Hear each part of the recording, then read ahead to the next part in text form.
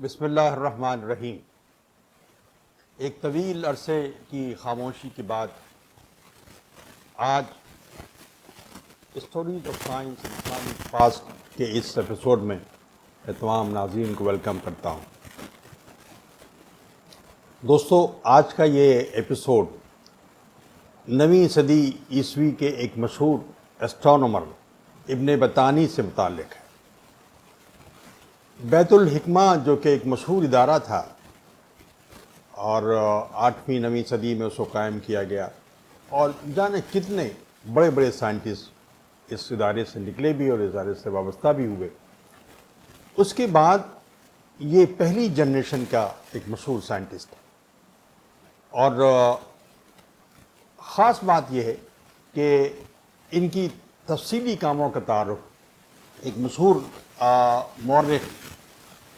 ابن قفطی نے اپنی معروف کتاب ہسٹری آف لرنڈ مین کے اندر کیا ہے۔ ان کا تعارف بھی کرایا ہے، کاموں کا تعارف بھی، اور ان کی کچھ لائف ہسٹری سے متعلق بھی اس میں تفصیلات مل جاتی ہیں۔ ایک اور ہمارے ہی دور کے ایک مشہور ہسٹورین آف سائنس جم الخلیلی، جو کہ آکسفورڈ یونیورسٹی میں فزکس کے پروفیسر ہیں، انہوں نے ان کو کہا ہے کہ ان کے بارے میں کہا ہے کہ یہ اپنے وقت کے دنیا کے سب سے بڑے ایسٹرونومر تھے۔ انہوں نے ایک بات یہ بھی کہی ہے کہ سورج اور چاند کے سائز میں جو تبدیلیاں ہوتی ہیں اس کے متعلق ان کے آبزرویشنز بڑے ہی ایکوریٹ، اور پہلی بار انہوں نے ارتھ اور سن کے درمیان ریڈیس میں تبدیلی کے سلسلے میں بتایا کہ اس ریڈیس تبدیل ہوتے رہتے ہیں۔ البطانی کی جو تھیوریٹیکل ایسٹرونومی ہے اس کے بارے میں عام تاثر یہ ہے کہ اس کی بنیاد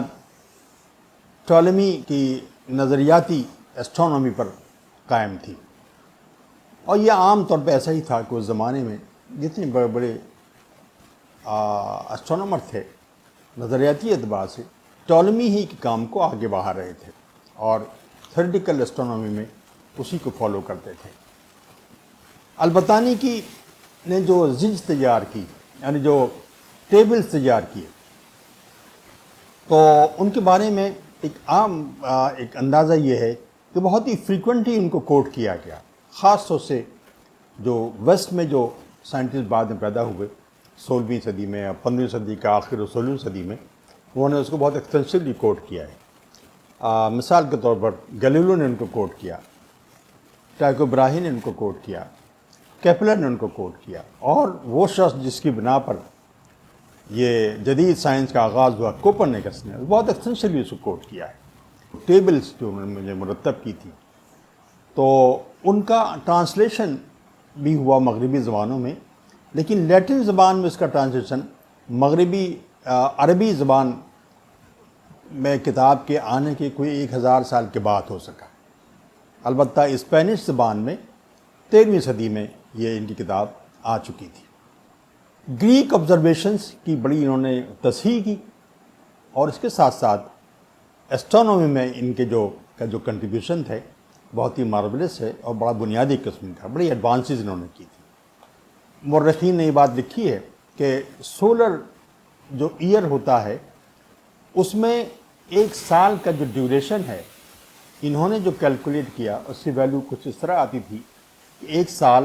365 دن 5 گھنٹے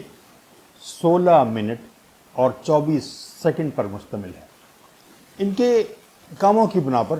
ان کو انٹرنیشنل ریکگنیشن ملا۔ مثال کے طور پر چاند کے ایک کریٹ، یعنی چاند پہ جو گڑھے پائے جاتے ہیں، ان کو مختلف سائنسدانوں کے نام پر ان گڑھوں کے نام رکھے گئے، تو ایک کریٹ کو البطانی کے نام سے موسوم کیا جاتا ہے۔ اسی طرح مشہور جو ایک شو تھا اسٹار ٹریک یونیورس، اس میں جو اسٹار شپ کا نام ہے وہ بھی USS البطانی ہی مشہور ہے۔ اس طرح سے ایک بہت مشہور افسانوی جو پریزنٹیشن تھا ڈاکٹر ہو کا،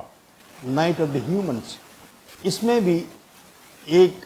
حوالہ، بلکہ یہ کہا جائے کہ ایک مقام کا حوالہ البتانی یونیورس البتانی کے سسٹم کو سامنے رکھتے ہوئے دیا گیا ہے، اور البتانی سسٹم ہی اسے کہا بھی گیا ہے۔ ایسٹرونومی کی ان کی اپنی تصنیف کے آغاز میں البتانی نے قرآن کی آیات کوٹ کی اور یہ کہا ہے کہ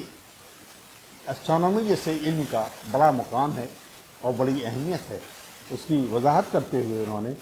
سورہ یونس کی ایک آیت کوٹ کی، جس میں کہا گیا ہے کہ وہی ہے جس نے سورج کو اجیالہ بنایا اور چاند کو چمک دی اور چاند کے گھٹنے بڑھنے کی منزلیں طے کر دیں تاکہ تم اس سے برسوں اور تاریخوں کے حساب معلوم کرو۔ اور بھی کئی آیتیں کوٹ کی ہیں، میں نے صرف ایک آیت آپ کے سامنے کوٹ کی ہے۔ یہ ایسے افراد، یہ سائنسداں انسانیت کے بڑے محسنوں میں شمار ہوتا ہے ان کا۔ اللہ